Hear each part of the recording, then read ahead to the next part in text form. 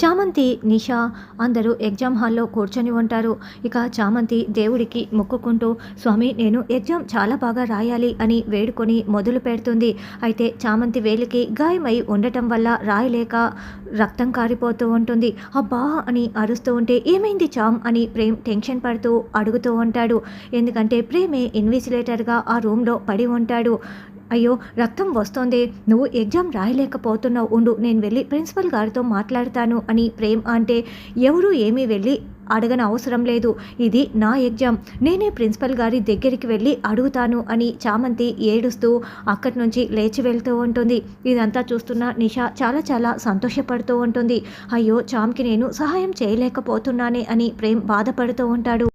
చామంతి పరిగెత్తుకుంటూ ప్రిన్సిపల్ దగ్గరికి వెళ్ళి సార్ నా చేతికి గాయమైంది, నేను ఎగ్జామ్ రాయలేకపోతున్నాను, ప్లీజ్ సార్ ఏదో ఒకటి చేసి నా తరపున ఎవరైనా ఎగ్జామ్ రాసేటట్లు చూడండి సార్, నేను చెప్తూ ఉంటాను వాళ్ళు రాస్తూ ఉంటారు కదా, ప్లీజ్ సార్ హెల్ప్ చేయండి సార్ అని చామంతి దండం పెడుతూ వేడుకుంటూ ఉంటుంది.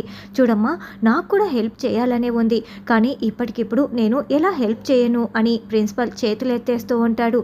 సార్ ప్లీజ్ సార్ అని చామంతి దండం పెడుతూ వేడుకుంటూ ఉంటుంది. చామ్ ఏంటి ఇంకా రాలేదు అని ప్రిన్సిపల్ గారు చామ్కి సహాయం చేస్తానని చెప్పారో లేదో అని ప్రేమ్ ఆలోచిస్తూ ఉంటారు. మరి ఇప్పుడు చామంతికి ప్రేమే రాసి హెల్ప్ చేస్తాడా అన్నది రానున్న ఎపిసోడ్లో తెలుసుకుందాం.